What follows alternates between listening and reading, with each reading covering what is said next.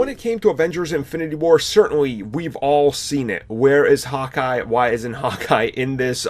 Countless memes, posters, the Russo brothers teasing it. There's so much. People have been wanting this character back.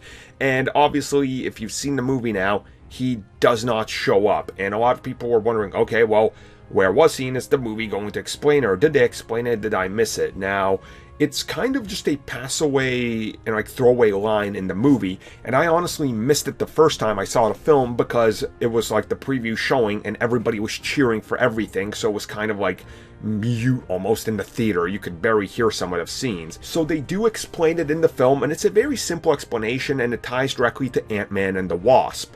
So as you know, if you watched Ant-Man and the Wasp trailer, Scott Lang is on house arrest. He took a plea deal after the whole incident that happened with the whole, Sokovia Accords and everything in Civil War, and essentially he's agreed, look, I'm not going to jump back into it.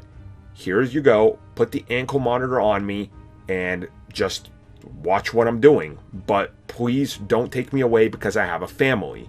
Well, Scott Lang did that, of course. We know we're going to get the explanation of how he gets back into the fray in Ant-Man and the Wasp, but Hawkeye has the exact same thing. He took a plea deal, and of course we know he took a plea deal because he has a wife and a family tucked away up in the hills. So everything right here was kind of explained, and obviously he's going to be back for Avengers 4. We know this for a fact, but they're going to need him for Avengers 4 because look at what happens in Infinity War. And I honestly think that's a great deal. If they would have been like, oh, he's on a secret mission or something, I would have kind of found that annoying, being like, okay, so it's another story of Hawkeyes we don't get. At this point, we get it. Look, he's somewhere, and he's going to be watching this from the comfort of his home, but he knows he can't do anything.